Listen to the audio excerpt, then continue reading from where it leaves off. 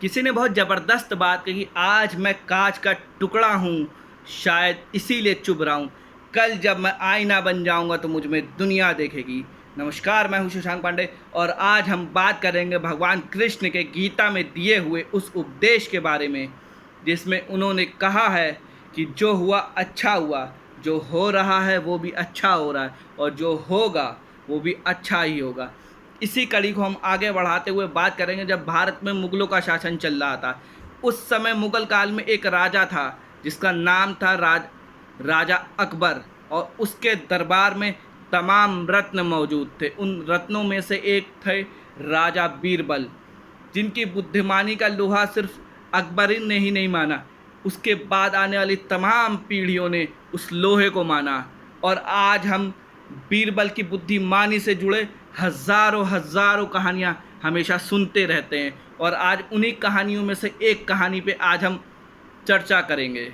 एक बार की बात होती कि अकबर और बीरबल जंगल में शिकार के लिए जाते हैं, और जब ये लोग शिकार पे जा रहे होते तो इस दौरान अकबर के अंगूठे में चोट लग जाती है, और चोट इतनी गहरी होती है कि उसके अंगूठे से खून निकल रहा होता है, और खून काफ़ी तेज़ी के साथ निकल रहा होता है। तो जो बीरबल होते कहते हैं कि महाराज मैं मलहम पट्टी कर दे रहा हूँ। तो जब बीरबल मलहम पट्टी कर रहे होते तो इनके मुंह से एक शब्द निकलता है कि कोई बात नहीं, जो हुआ अच्छा हुआ, जो होगा अच्छा होगा।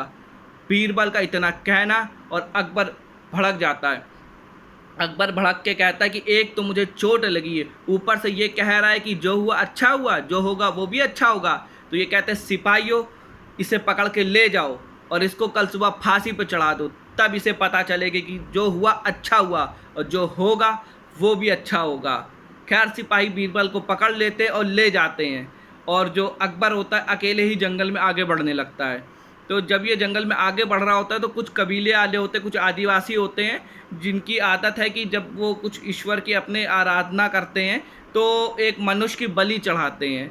तो वो क्या जाने कि ये राजा है कि कौन है, उन्हें तो बलि से मतलब है। तो अकबर को वो लोग पकड़ लेते, बंदी बना लेते हैं और ले जाते हैं बलि चढ़ाने के लिए। जिस वक्त वो अकबर को बलि के लिए बस चढ़ाने वाले होते तो उसमें से वो देखते कि उसके अंगूठे में से खून टपक रहा है। तो वो लोग कहते कि ये दूषित हो चुका है, इसलिए हम इसकी बलि नहीं चढ़ा सकते हैं, और अकबर को छोड़ देते हैं। जैसे ही अकबर वहाँ से निकलता है तो अकबर के अंदर आत्मग्लानि होती है। वो ये सोचता है कि मैंने खामखा बीरबल को फांसी पर चढ़ाने के लिए, बीरबल ने कहा था जो हुआ अच्छा हुआ, जो होगा अच्छा होगा। अगर मेरे अंगूठे पे चोट ना लगती तो आज मेरी बलि चढ़ गई होती। तो कहीं ना कहीं मेरे साथ ये अच्छा हुआ था, इसीलिए अभी जो हुआ मेरे साथ अच्छा ही हुआ।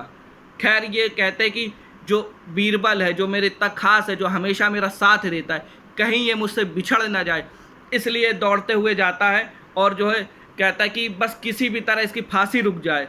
लेकिन चूँकि इतनी दूरी होती है, लेकिन गिरते पड़ते इनको होश भी नहीं होता कि हमारा घोड़ा कहाँ है कहाँ नहीं है। इनको अपने महल का एक सिपाही नज़र आता है और वो सिपाही से कहते हैं अभी इसी वक्त मेरा आदेश है कि फांसी बीरबल की रोक दी जाए। तो खैर, होता भी ऐसा है, बीरबल को फांसी नहीं होती, उनकी फांसी रुक जाती। तो जब अकबर बीरबल के पास पहुंचते हैं और बीरबल से ये कहते हैं कि बीरबल मुझे माफ़ कर दो, तुमने कहा था जो हुआ अच्छा हुआ, जो होगा अच्छा होगा। तो मेरे साथ तो जो हुआ अच्छा हुआ, लेकिन मैंने तुम्हें इस तरह इंसल्ट करके मैंने तुम्हें भेज दिया, वहाँ से धुतकार के भगा दिया और फांसी की सज़ा सुना दी। तो क्या ये तुम्हारे साथ अच्छा हुआ? तो बीरबल कहते जी महाराज, बिल्कुल अच्छा हुआ, क्योंकि अगर उस वक्त आप मुझे वहाँ से ना भगाते, ना सजा देते, तो मैं तो अच्छा भला था और वो आदिवासी लोग मुझे बलि चढ़ा देते और मैं जीवित ना होता। तो मेरे हिसाब से जो हुआ अच्छा हुआ। तो ये एक छोटी सी कहानी हमें बहुत बड़ा सबक सिखाती है। ये छोटी सी कहानी बताती है कि जीवन में जो हो रहा है अच्छा हो रहा है और जो होगा वो भी अच्छा होगा। बस हम कर्म करते चले, क्योंकि ईश्वर भी यही कहता है कि आप कर्म करिए, फल की इच्छा ना करिए। अपने आप आपको समय आने पे उसका परिणाम मिलेगा।